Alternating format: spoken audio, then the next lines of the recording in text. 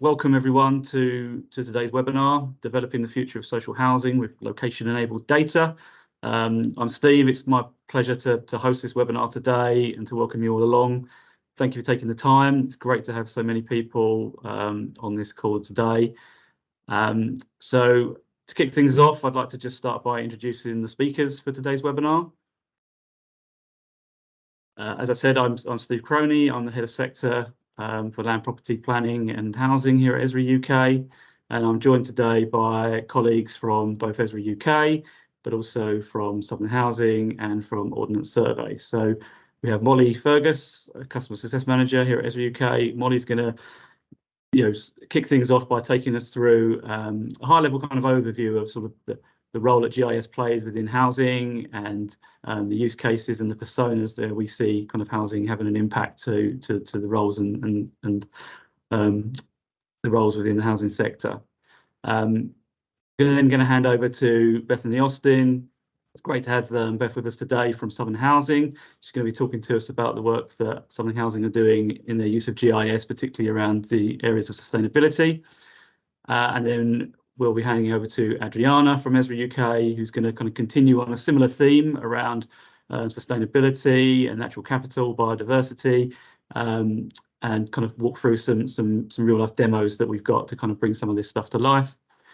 And then it's a pleasure to kind of introduce Robert and hand over to Robert from Ordnance Survey, who's going to be talking about the importance of data in supporting housing associations and what Ordnance Survey's data offerings have and can do to support the sector.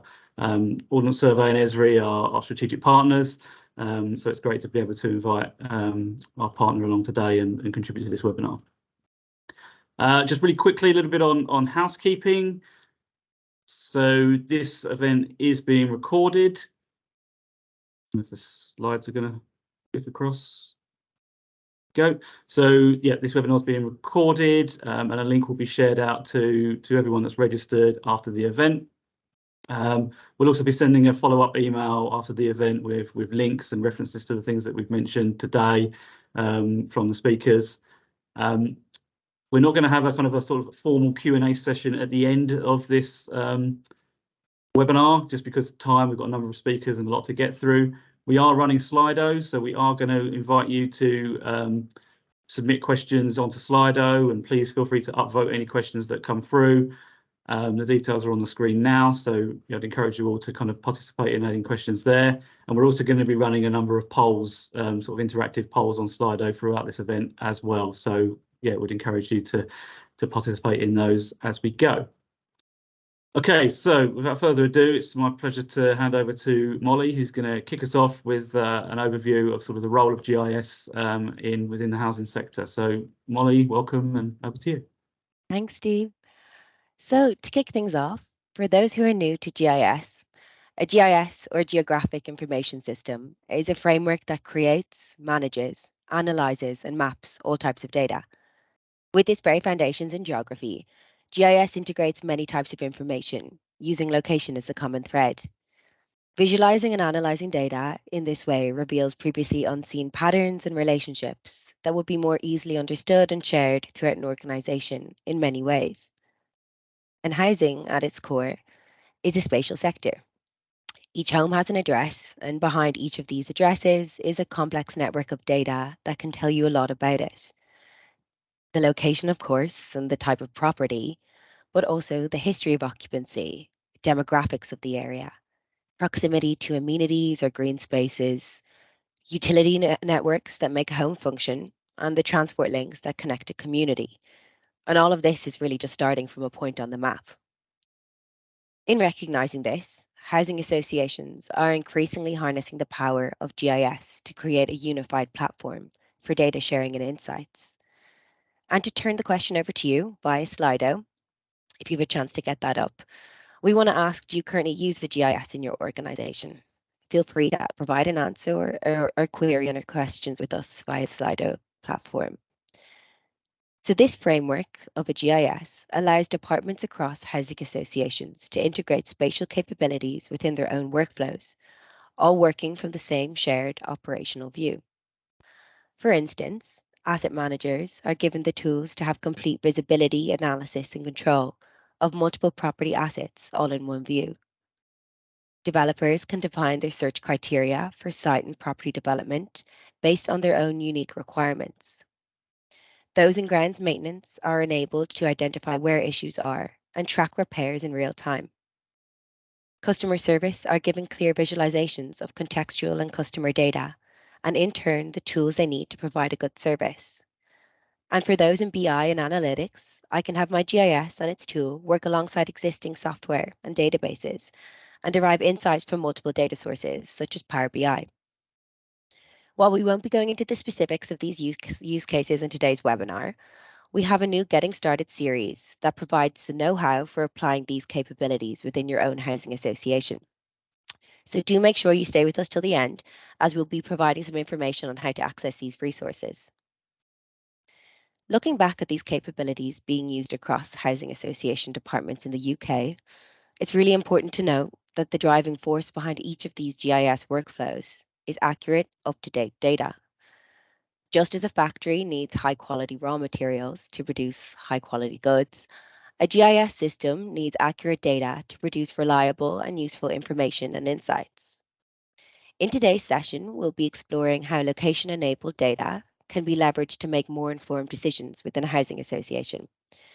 And recognizing that sourcing high-quality data is certainly no easy feat, here at Esri UK, we provide a range of data offerings to our ArcGIS users.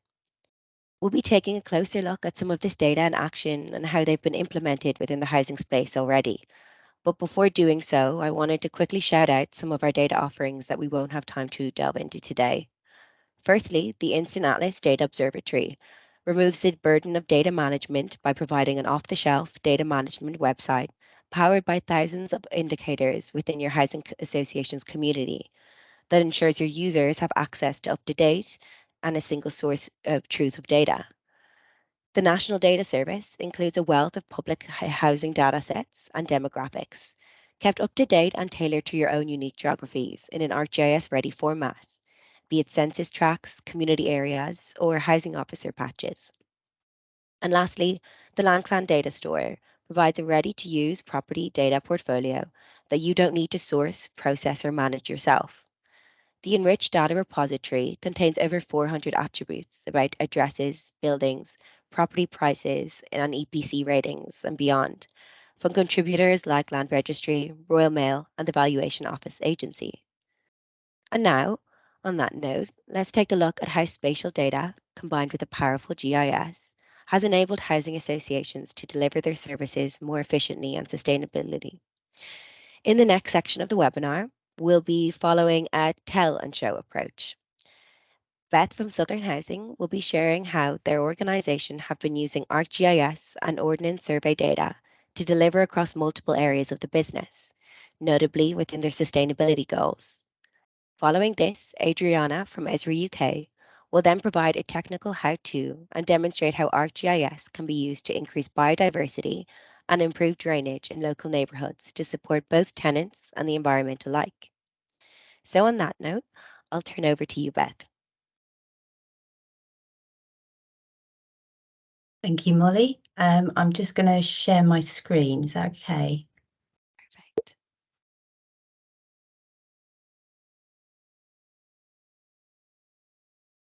Right, has that come up for everybody? Yep, all good from my side, Beth. Lovely, thank you. So I'm Bethany Austin. I'm Sustainability Reporting Manager at Southern Housing, and I'm going to take you through some of the dashboards that we've used to collate, visualise and report on our data geographically. So I'm going to start off by showing you what we've done to better understand our assets and our responsibilities, and then I'll give you a couple of examples from my current role in the sustainability team. Everything we've done is relatively simple. We've every presentation I've ever seen by a housing provider starts off by saying how many homes they have and where they operate. So one of the first things we did was to set up a dashboard so that staff could see where Southern Housing has homes. This was particularly useful when Southern Housing was formed following the merger of Optivo and Southern Housing Group, as all our asset data was on different systems and still is. So the GIS provided a central base for us to bring the data together, but we can still view things separately. So if we want to be able to see where Oxford has homes, we can see that. And if we want to see where SHG or Southern Housing Group had homes, we can see that.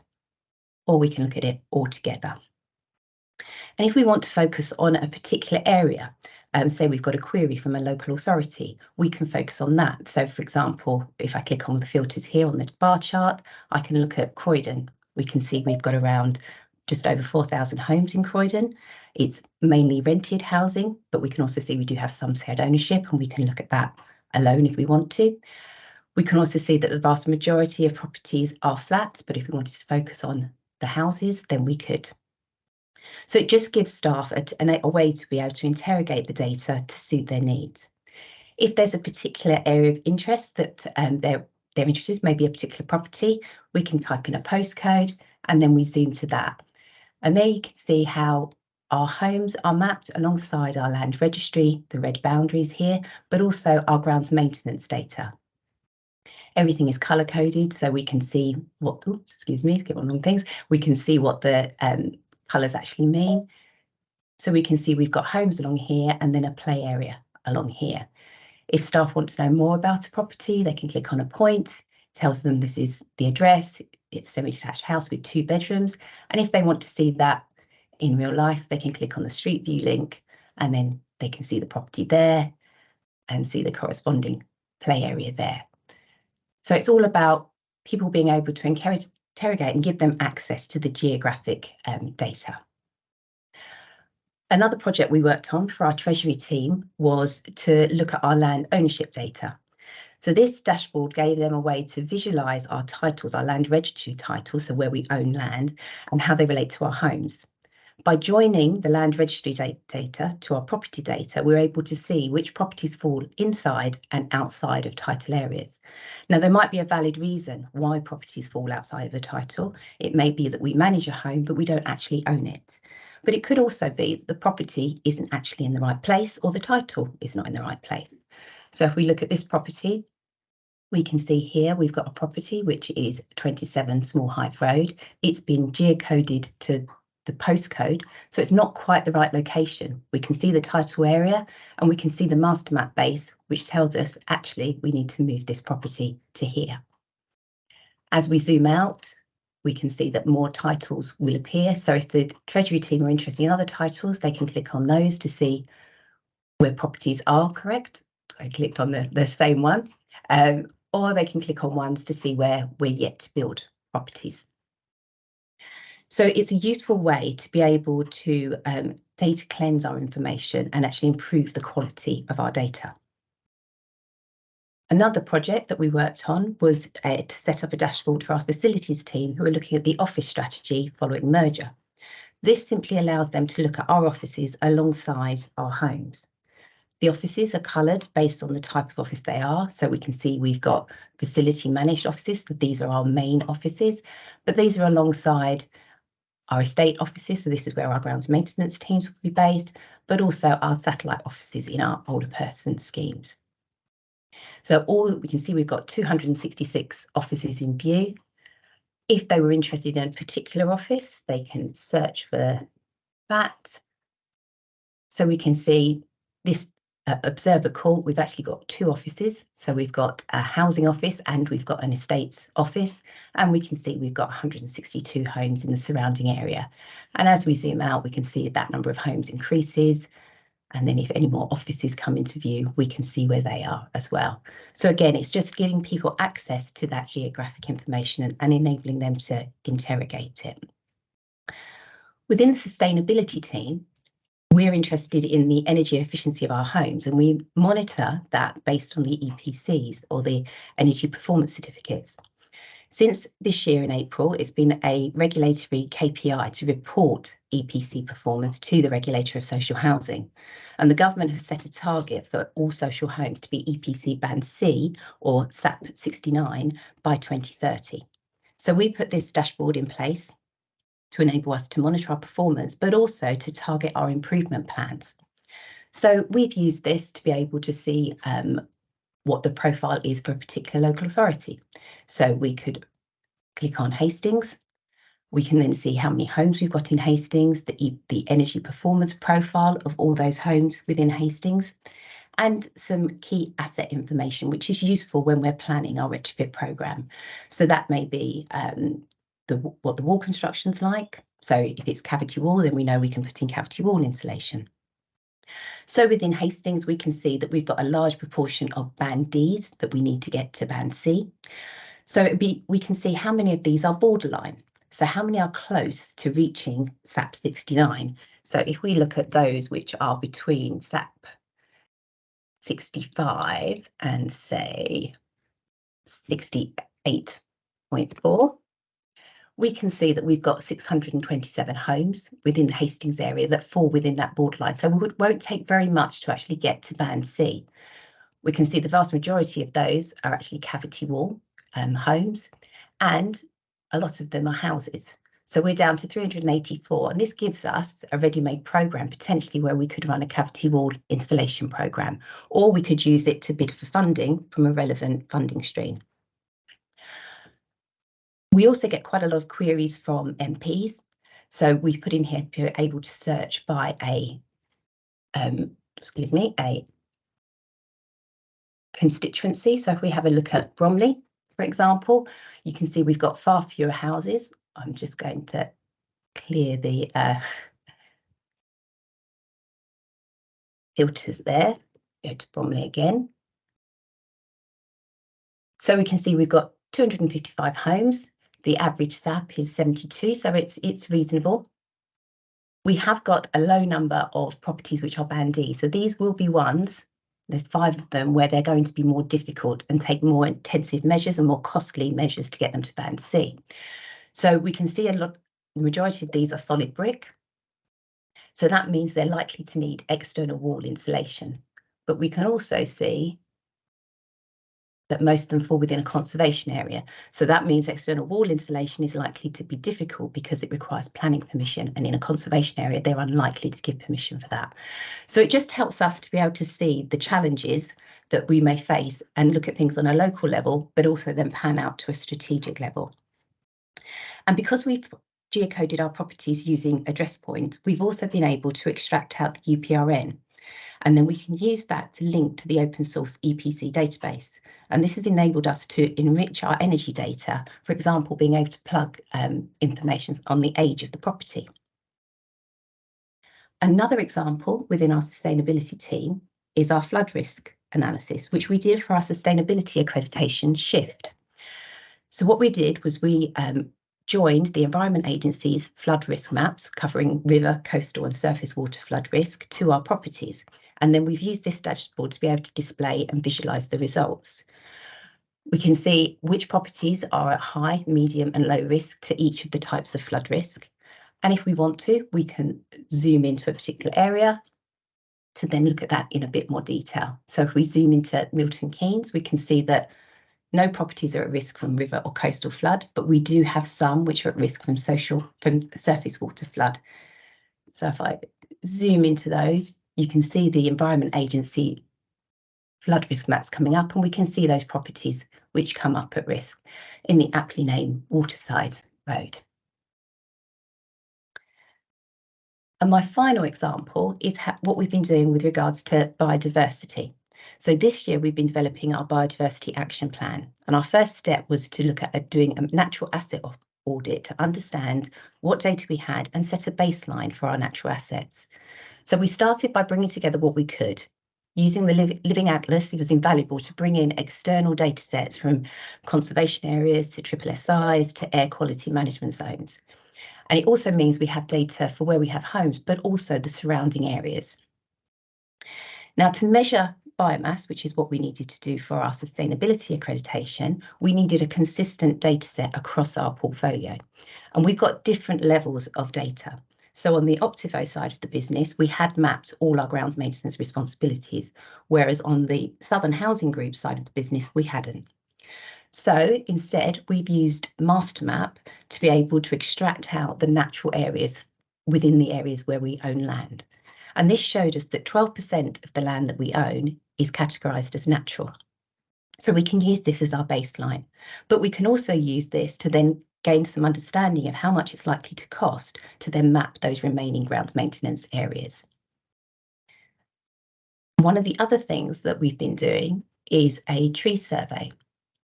So this has been partly to measure our biomass to support our shift accreditation, but it's also to assess the condition of trees and prioritise works to reduce health and safety risks.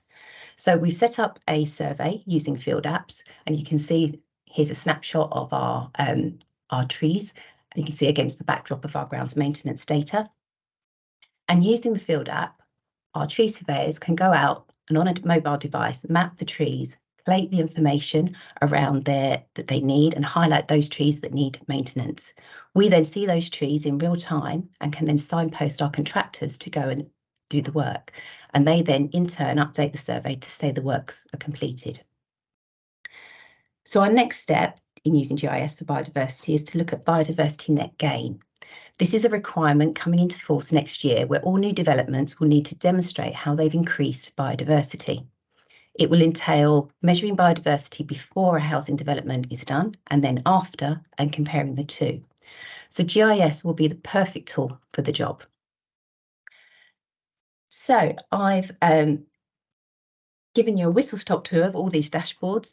Setting up the dashboards has been quick and relatively easy in ArcGIS, but often the difficult thing is actually getting the data and actually making sure it's in the right format. So I've given you a whistle-stop tour, but if anyone wants to contact me, I'm quite happy to go through what we've done and show you more details.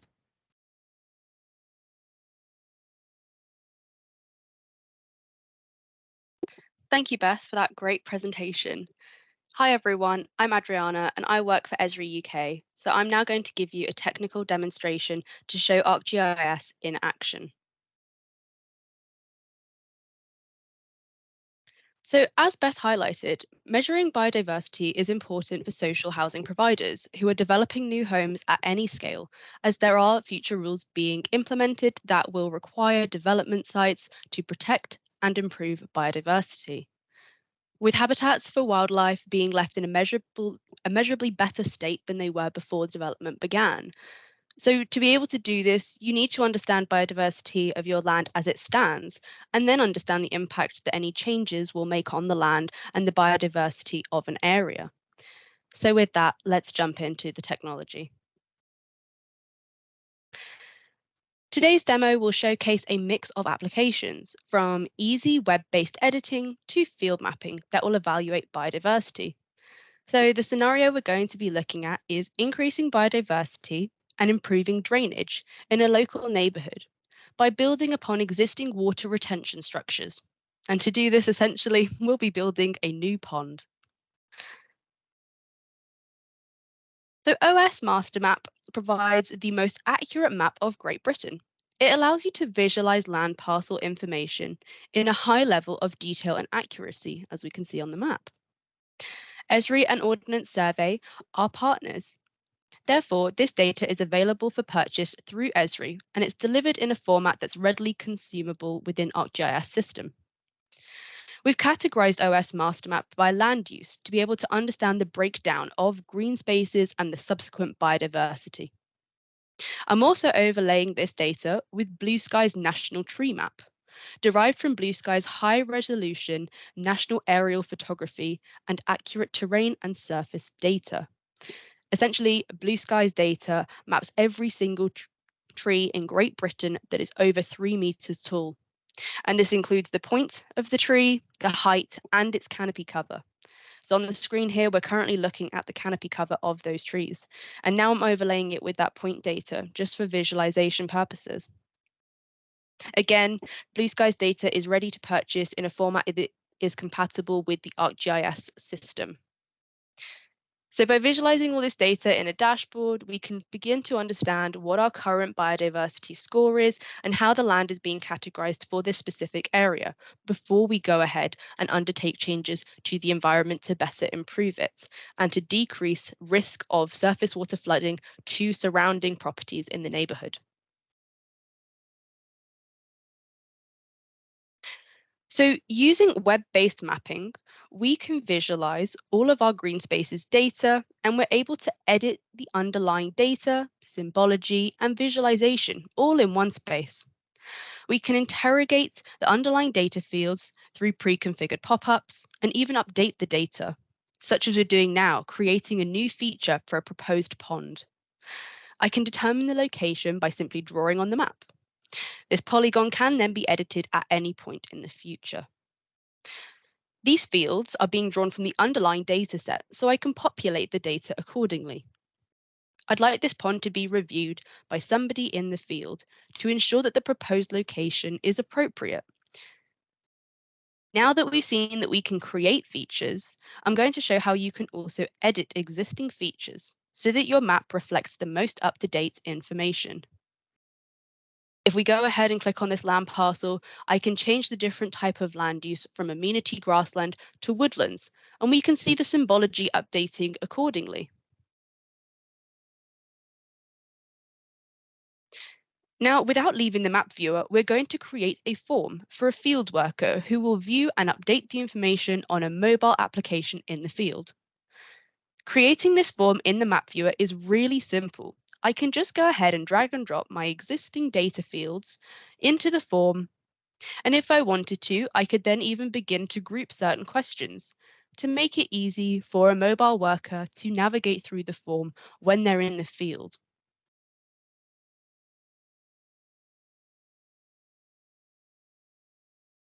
Creating forms such as this within the map viewer means not only do you not have to leave a single location into a different web page, but it ensures that your data is being pulled through in real time so that the form that you're making will be reflected on a mobile device as you go ahead and make these edits. So once I save this map now, I can go ahead and actually assign the task to a member of staff in the field who is going to conduct the field research. So I've created the form that I'd like for the field worker to complete when they're in the field, and we're going to assign it using ArcGIS Workforce. Using this app, we can create multiple different types of assignments. In this case, I'd like somebody to evaluate the land site. I can pick the specific location on the map where this user will be navigated to on their device, ensuring that they are evaluating the correct location when in the field. I can then assign it to a plethora of different staff members who are in the field, to the person who I believe is relevant to conduct this task. And I could even base that decision on their proximity to the location. I can set a priority for when the task is due and also the time and date that it's due, and provide some additional notes for my field worker so that they're able to understand contextual information about the task being assigned to them.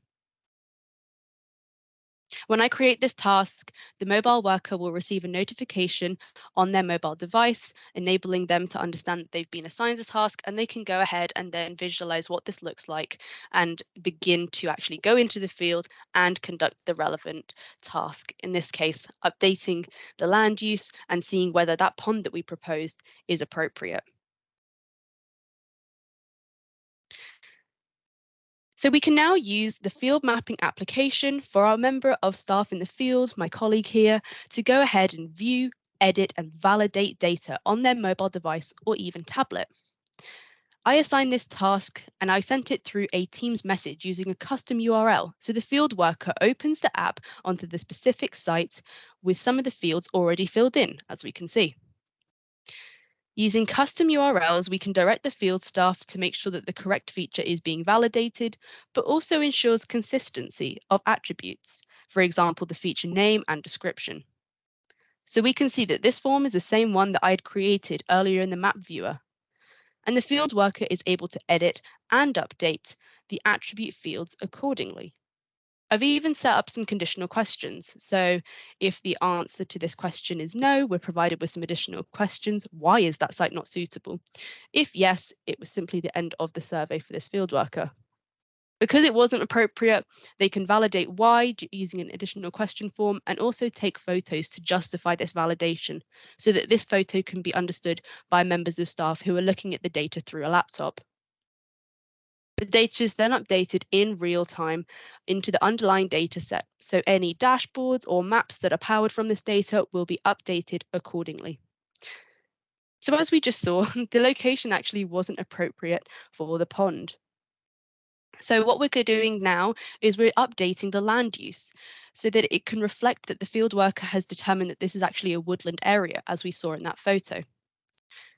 We can then also go ahead and suggest a more appropriate location for the pond. And to do this, we can use a streaming tool to capture location data as the member of field staff walks around the location of a site parameter. And you'll be able to see on the screen that a new point is added every few meters. Geofences notify field workers when an area is entered or exited. For example, a field worker is now within 30 meters of another water feature. And this is a preset condition that was defined by the GIS team when configuring this application. And receiving that mobile notification for the worker makes it really simple to understand that the pond could not be any closer to this existing water feature. We've then manually completed the rest of the perimeter site by drawing the site boundary on the map, as even my colleagues weren't committed enough to battle through brambles for the sake of this demo. We can now add a new comment and update the relevant attributes to this new proposed pond. And just like that, we can submit this pond to be sent back to planners to review.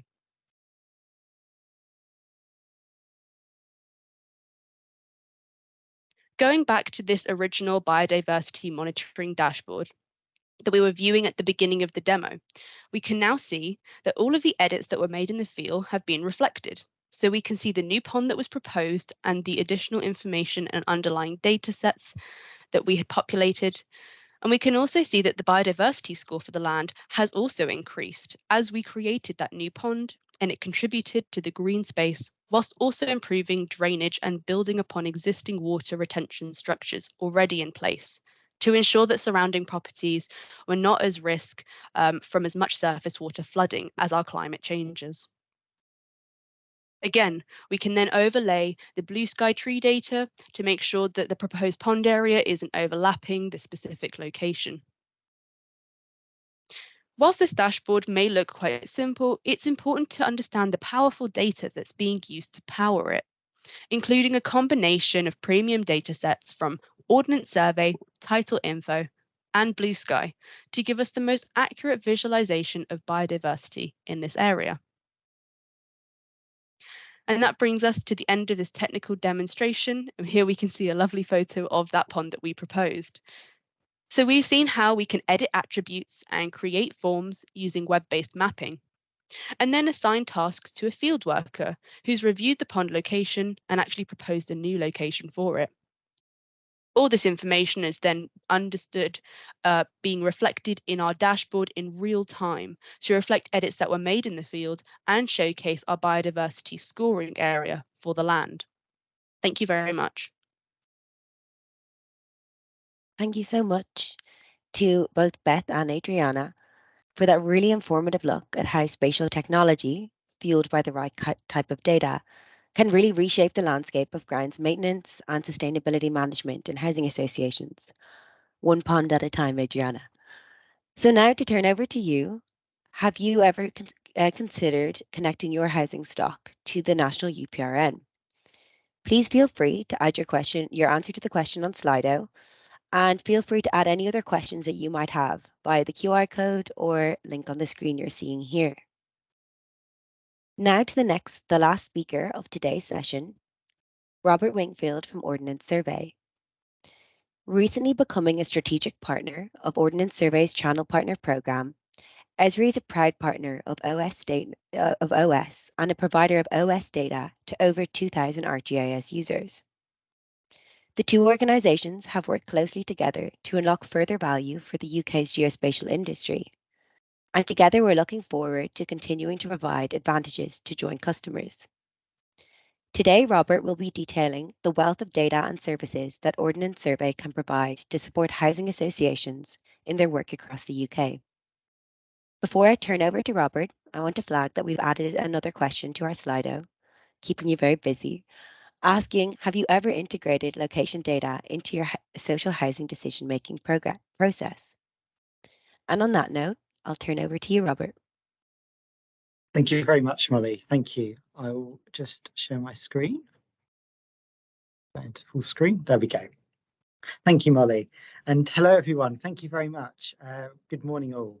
To introduce myself, my name is Robert Wingfield. I'm a Senior Technical Relationship Consultant at Ordnance Survey, and it's really good to be on this webinar. And as Molly mentioned, Esri are a strategic partner of Ordnance Survey, and many thanks to the Esri team for inviting me to present. It's really, really great to be here. So as Molly describes, I'm going to be talking through about how Ordnance Survey data and services can really support you to support your outcomes, support your decision making, and how location data at its core really can provide that.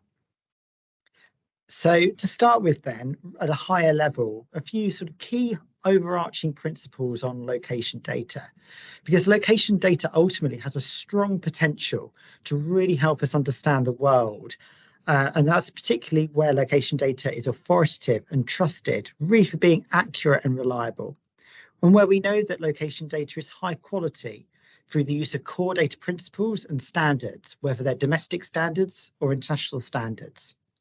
And finally, where there's a golden thread, ensuring that various data sets can be linked together for greater insight and decision making, whether that's location data or data about a particular building or about a particular location in any case. Really thinking about that golden thread of data interoperability, of linking data sets together to create that insight and that decision-making process. So ultimately, location data can be really quite critical in understanding those patterns and trends, and that's a lot easier when placed in that geographic context, whether that's just with a base map or whether that's all this data attribution and insight coming together to support your decision-making. So here at Ordnance Survey, we are Great Britain's national mapping agency, and our data and services are recognised as authoritative and trusted for the reasons that are on the slide here. We're constantly innovating. We have actually won several awards and accreditations and sit on international bodies. We have a strong record of delivery for public and the private sector, really think about the public task that's set by central government and through the public sector geospatial agreement. We have a core large-scale analytical and cartographic data sets, principally through the National Geographic Database, which I'll come back to later on. And this is one of the nation's most valuable data assets and has trusted sources at its heart. And finally, the benefits of widespread of our data and services across public service for efficiencies, innovation, and insight. So from that, then, we can see that Ordnance Survey data being that authoritative and trusted source with some other additional sources of data through there, and really transforming that to provide those decision-making outputs for you in your organisation. But ultimately, what we're doing at Ordnance Survey is really transforming our data for that analytical insight. So whether that's through right through the land and property sector, so you can make those trusted decisions based on that authoritative data. We recently released last year our new generation of products and services through what we call our National Geographic Database, which at its heart is analytical in nature to really drive those outcomes. The NGD is more than just a base map, because a base map is usually quite cartographical, so it's visual as a map in the backdrop. But what we're really seeing now is our data and services providing that enhanced value through that deep attribution of the features right across Great Britain. And through that, to really bring this to life, we have increased data update frequency on this core large-scale data. Much of our data now is updated up to daily. We have richer attribution, that enhanced attribution, to make the data more analytical and make it easier to answer your questions. Also, our data is now much more built with the future in mind, really to meet the needs of yourselves moving forwards. And also, our data is more discoverable, easier to find what you need and see its true potential. And that's right through Esri's excellent platforms and solutions. You're really set up for success to bring the data through from Ordnance Survey through Esri's fantastic solutions. So overall here, really providing that data for analytical purposes so you can understand and really create those decision-making outcomes. So just to remind you of some of our sort of core product offering of our geospatial and location data products are shown on this slide here. We offer a vast range of cartographic or visual products as base maps and analytical geospatial data sets like the National Geographic Database that really describe the geography of Great Britain. So we have our core large scale data, the National Geographic Database. We have our backdrop mapping contextual products like our colour rasters. And then we also have a wide range of addressing products. So you might have heard of address space. We also have some network products, topography and height data as well. And all of this coming together with that core large scale data and that smaller scale zoom out data of our contextual base maps really provide that enhanced offering of interoperable data, so data that can be linked together, and so you can utilize that to really get to the heart of your decisions, overlaying that with other data that Esri provides, and through that solution to really answer some of those core questions and drive those efficiencies, drive those outcomes within your organization. So here are a couple of visuals to really bring to life about how Ordnance Survey data can be utilised to analyse land and property. With accurate and trusted address data now available with up-to-date updates from Ordnance Survey, you can now understand and gain insight from the full address life cycle utilising the Unique Property Reference Number, the UPRN, which Beth mentioned a little earlier on. So you can see that full life cycle from pre-built address to a historic address.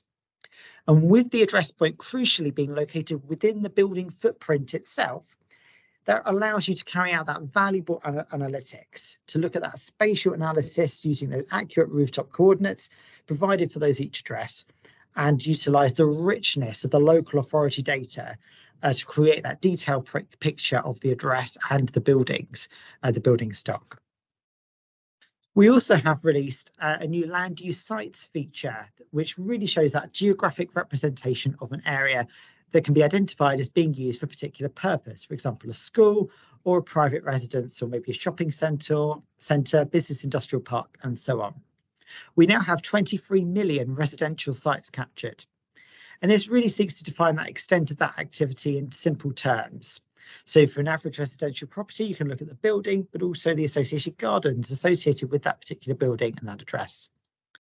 You can quickly interpret the land use sites data, perhaps to look at analysing biodiversity net gain, for example, monitoring changes to land use to make those decisions, to look at access points to sites for emergency services, determine flood risk, and also should you need to understand a report on that land use and also that land cover data.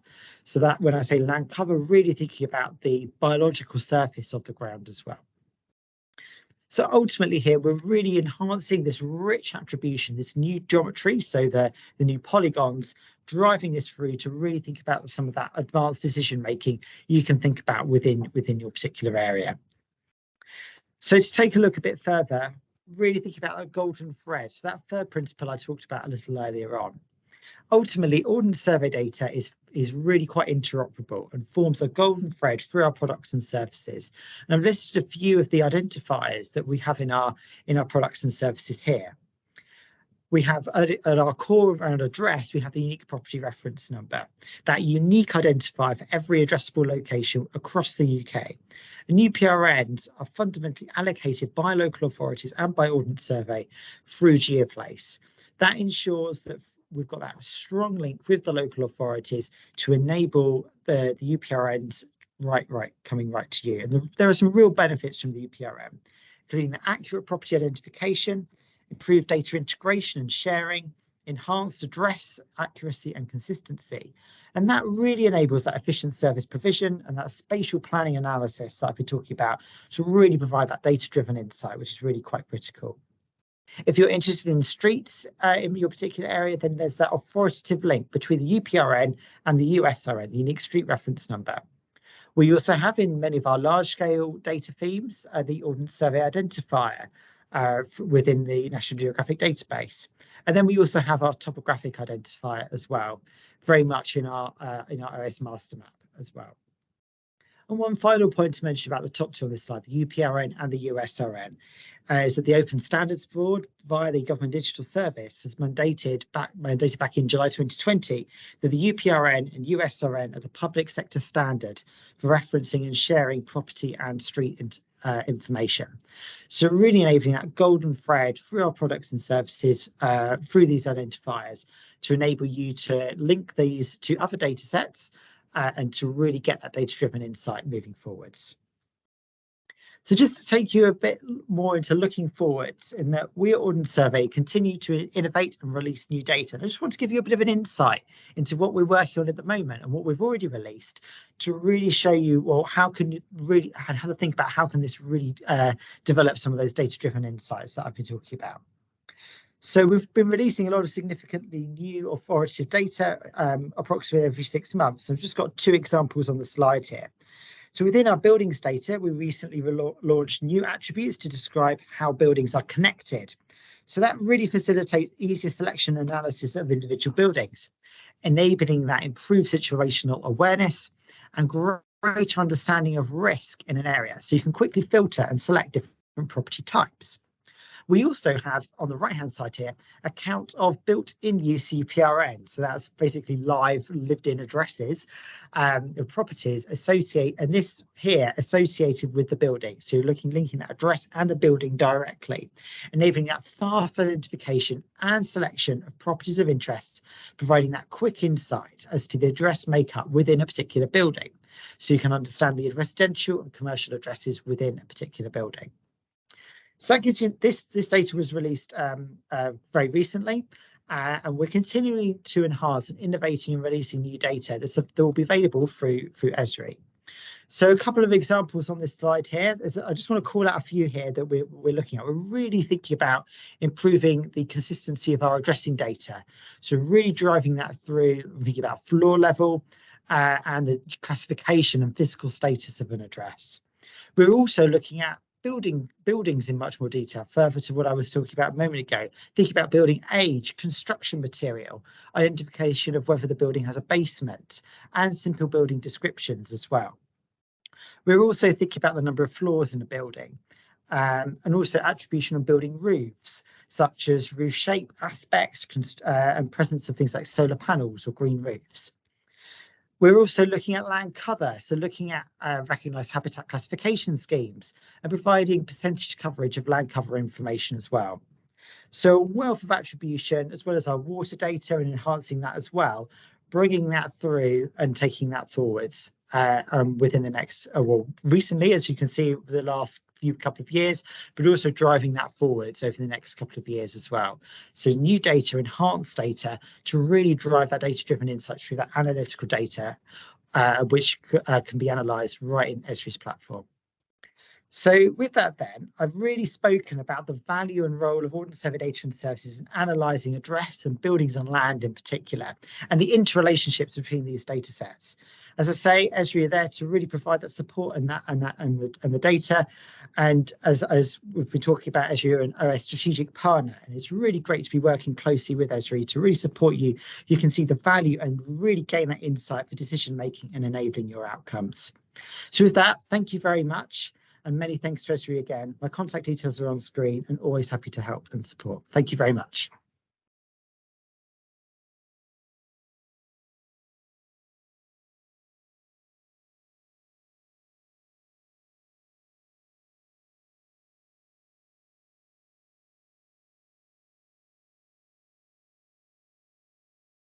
I'll turn off mute. Sorry, everybody. Robert, thank you very much for that. I'm just going to bring up the slides just to sort of summarise this webinar. Molly, would you mind bringing up the summary slides, please?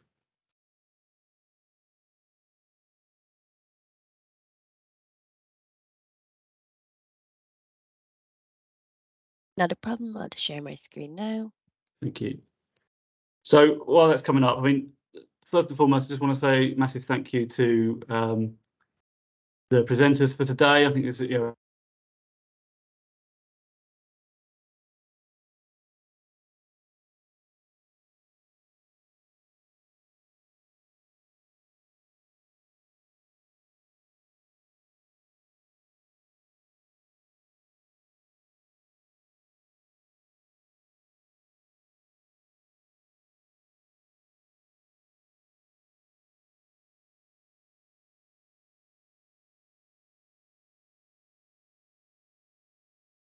great examples that Beth gave and was able to demonstrate about the excellent use cases that Southern are doing around making that data accessible to people within the organisation, but also the ability to investigate and and interact with that data as well through these things like dashboards that Beth showed, kind of really helping to kind of generate kind of an area of sort of self-service for that information. So not having to rely entirely on kind of the GIS skilled resources inside an organisation, but empowering people to actually work with that data and ask questions of that data themselves. A great example around the EPC performance monitoring there, but also the way that you can use that to target specific works and retrofits in an area. And that, I think, really highlights the value of GIS to be able to kind of visualize this information through geography and location to really understand patterns, trends and clusters in the data. I think it's really valuable. And then obviously Adriana kind of moved us on a bit further there by talking about being able to do biodiversity kind of analytics, looking at biodiversity scores, being able to update data in real time, also by enabling people in the field to update that data as well. And then with Robert just talking now about the really vital role that Ordnance Survey's data plays, in kind of supporting housing organisations to get value out of GI and data as well. The fact that it's authoritative, it's high quality, and that kind of piece about it being the golden thread that geography and data and geospatial data can link different data sets together to bring it in, to make it powerful and to drive insight. And then it's great to hear about the new releases that are coming from Ordnance Survey as well, particularly around building counts within, address counts within buildings. I think that's going to be a really, really interesting and great use case, great data set to have as well. And then, from our perspective at Esri, it's about then how do we make that data accessible to you as housing organisations and making it analytics ready, so directly accessible within the platform, so you can get to use it and get value from it straight away. So just to talk a bit about kind of further resources. Actually, before I do that, Molly, would you mind just jumping back one? Sorry, just to talk about Slido quickly.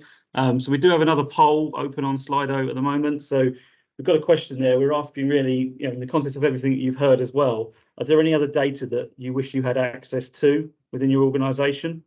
It's a free form entry, so feel free to type away on this one, and we've got to the end of this webinar to kind of complete that. I'd also encourage any more questions. I've seen some questions come through on Slido, so thank you for those. We're not going to address them all today, but we are going to obviously commit to answering all of those questions and get back to you through the follow-up on that as well. And then just to finish, just talking about additional resources that we have available. So, feel free to take a look at the Esri UK housing website, where we kind of got lots of great examples and use cases, talking about the personas that Molly mentioned and pointing to kind of customer success stories there of people that are using ArcGIS to drive real benefit. Please feel free to contact us at the socialhousing@esriuk.com email address. Happy to pick up any queries or questions that you have.